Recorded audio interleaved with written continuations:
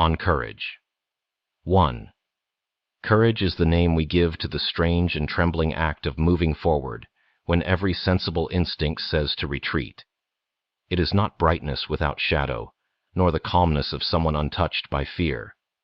It is the figure of a person standing in full recognition of danger, uncertainty, and loss, yet deciding that to act is more faithful than to stay.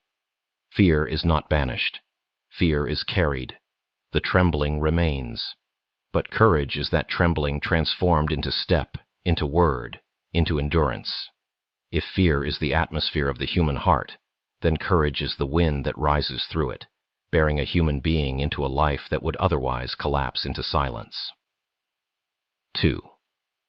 Courage is often mistaken for the extraordinary when in truth it lives in the ordinary. The soldier running into battle is visible, and so his courage is named. But there is as much courage in the addict who raises a phone to admit weakness, in the single mother who works 3 jobs while her body aches, in the teacher who tells the truth about history, though politicians demand otherwise. The daily acts of sustaining integrity and love in the face of despair are no less heroic than the charge across a battlefield, yet history rarely writes their names. Courage dwells with those who never ask to be called brave. 3. At its heart, courage is an act without guarantee. Every ordinary decision is weighed by expected cost and return. Courage interrupts this calculation. It requires the human being to act without assurance of outcome, to risk everything in a space where reward may never come. It does not wait for certainty. It creates its own meaning by moving into the unknown. This is why courage is rare. Human beings long for prediction and control. Yet in the most important moments, the leap must be made without them. Courage is the faith that meaning will follow the step, not precede it. 4. Courage feels like rupture, but in truth it is preservation. When one avoids the demand of courage, the inner self corrodes. Cowardice is not simply safety. It is betrayal of conscience. To remain silent when speech is demanded, to turn away when integrity asks to be defended, these choices fracture the inward self. By contrast, the act of courage, even if it leads to loss, keeps the soul whole. Courage therefore feels like breaking apart, but is in fact the deeper act of keeping intact. 5. Children rehearse courage early. They enter the darkened hallway, climb beyond the rung that feels safe, raise their voices when silence seems easier. These small acts are experiments with fear. In them, courage is tested, stretched, and recognized. They are preparations for later life, when the stakes are heavier, but the structure is the same. For adulthood does not erase fear. It only adds more reasons to turn back. The child who dares becomes the adult who may dare again. Courage is memory carried forward. 6. Courage is both contagious and isolating. When one person speaks, another finds a voice. When one body stands, others stand beside it. Yet the first to act often stands alone, stripped of applause, bereft of recognition. Sometimes courage is never witnessed at all. It may remain anonymous, unsung, unknown, but courage is not measured by audience. It is measured by fidelity. The purest form of courage is perhaps the one no one will ever see. To do what is right when no one notices is to embody courage without vanity. 7. False courage abounds. It is the bravado that parades as fearlessness, the recklessness that denies risk. This is not courage, but numbness. Courage does not arise from indifference to loss. It arises precisely from caring. It is the leap taken while knowing the weight of what may be lost. A person who leaps without caring whether they live or die has not chosen courage. They have chosen despair disguised as boldness. True courage trembles because it knows what is at stake.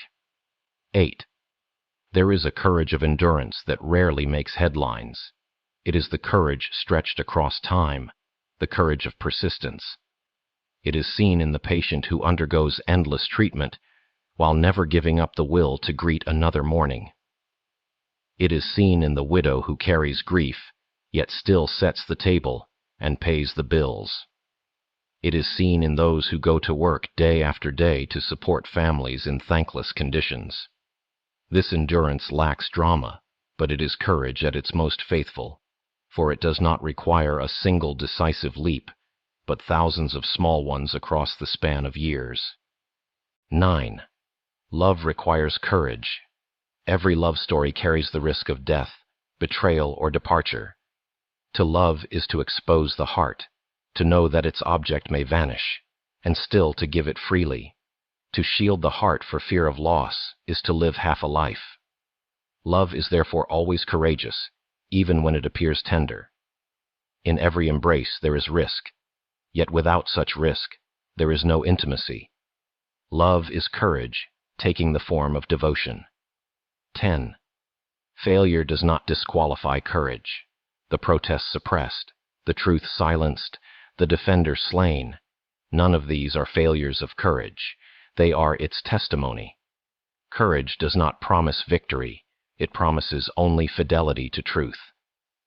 By this measure, even the one who loses has succeeded. Courage is not about triumph over the enemy, but about refusing betrayal of the self.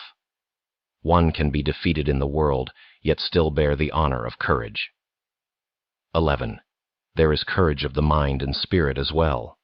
To think against the grain, to question the assumptions of an age, to resist the consolations of false certainty. This is intellectual courage. It demands the same risk as physical courage, for the thinker risks exile, loneliness, ridicule. And there is spiritual courage, the willingness to face the abyss of meaning, mortality, and absurdity, without fleeing into easy illusions. Faith itself, whether in God, humanity, or love, is courage before the void. To believe when doubt screams louder is not naivete but audacity. 12. Courage is never permanent possession. It must be chosen again and again. The strongest may falter, the bravest may retreat. One act of courage does not guarantee another, yet each act builds the possibility of the next, like muscles strengthened by use. Courage must be cultivated, practiced, renewed. It is not a medal worn for life, but a decision made anew, whenever the trembling moment arrives. 13.